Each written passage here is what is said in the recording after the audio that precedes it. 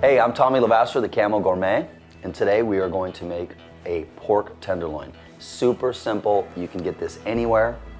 The Puttanesca sauce that we're going to use today goes good with anything, from farm to field. Any protein you can find, chicken, pork, elk, venison, bison. This is a fabulous sauce, or gravy as they say.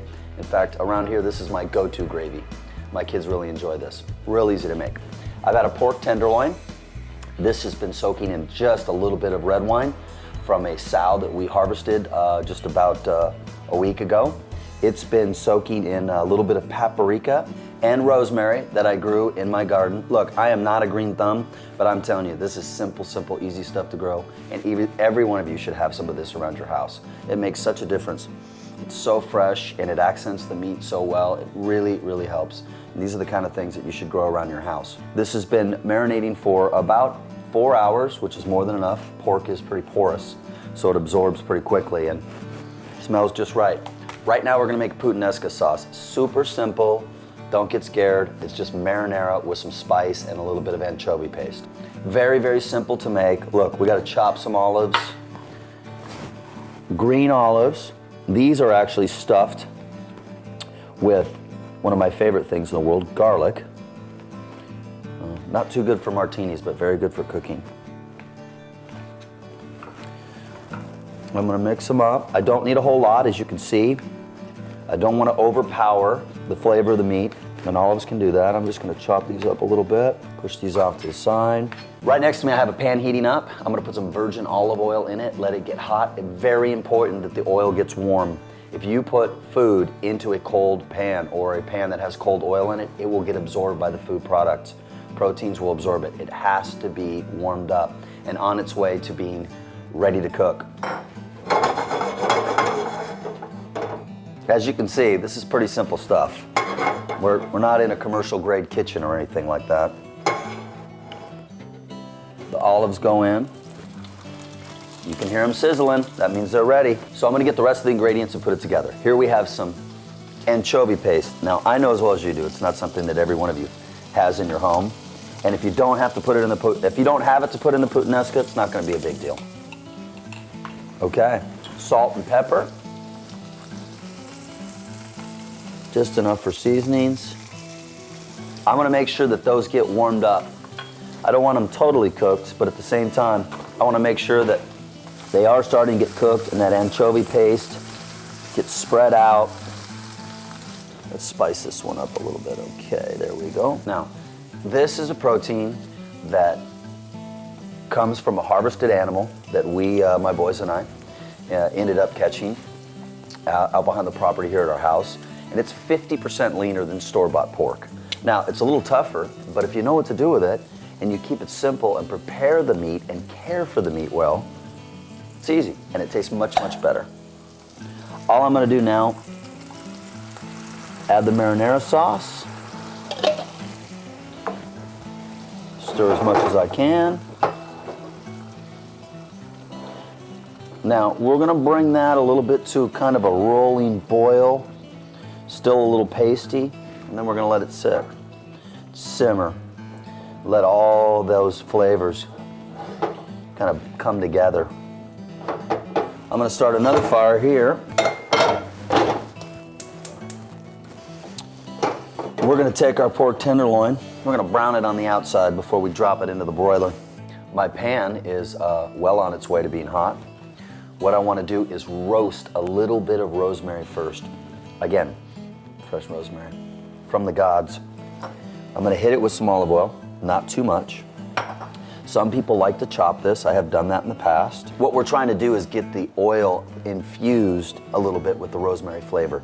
You know, it's not as good as doing it and setting it up in a bottle and letting it sit for 3 or 4 days, but it certainly works to a degree and it'll give the oil some flavor.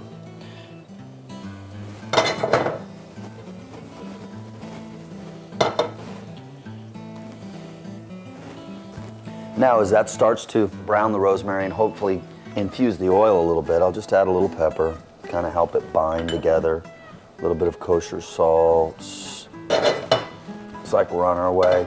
Again, we just want to brown the outside of this. So all I'm going to do is try to brown this 4 sides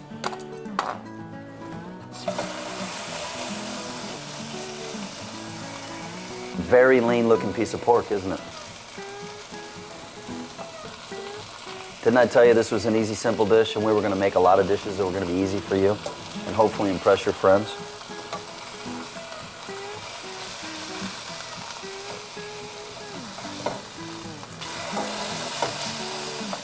You can see how that rosemary's coating it, and that oil is starting to get around it and just lightly brown it for us. This is going to be delicious. Okay, marinara looks like it's ready. I turned it down a little bit so it'll just simmer. We've got our pork tenderloin browned on all 4 sides. We're going to finish cooking this in the broiler. Cooks pretty fast because it's pork, and again, gets tough easy, so. All right, this baby's ready.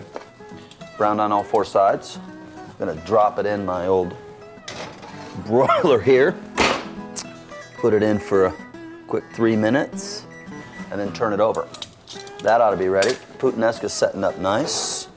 We're getting ready to have to plate this stuff.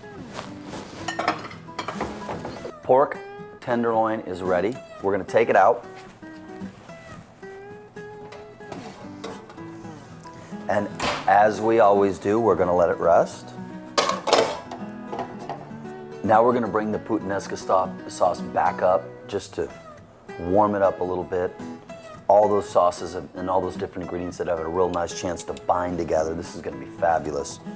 You know, it's one of those things where it sits for a little while, it kind of all comes together. You know, there's foods in your life that are always better the next day. This one's kind of better on the reheat. As you can see, it's pretty well come together. Taste is nice. Our pork is just perfect. Remember, when we're eating these type of organic meats, they don't have as much fat in them, so they cook much faster. Okay, we let this rest for about 3 to 5 minutes. And again, the idea of letting it rest is having all the moisture and the flavor that's been driven out from the heat from the interior return back to the cold part of the meat, to the center. It's time to see our finished product. Perfectly medium. I'm going to slice it here on the cutting board before I plate it. That way I can just serve it right off to my guests. Look at the moisture in there. Look how moist that is. Let's get all that together. Here's the tail end. You hear that? That's my Puttanesca. Look at this. Come on.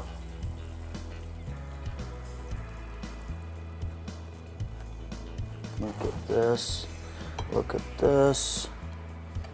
I'm gonna sneak a taste before my guests get it. You can just imagine how delicious this is gonna be. Here, let's get a nice medallion. Good job. You know what I want? I want some of that chunky mushroom. Look at that.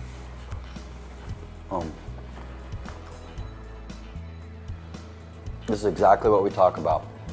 This recipe was a little bit more involved than some of the others, but it still didn't take much. All of these things easily obtained at your local supermarket or your farmer's market. Got good organic meat, works out for a beautiful meal. And again, you get to relive the time that you went out and harvested this animal. This is a really, really tasty dish. I hope you get to try it soon.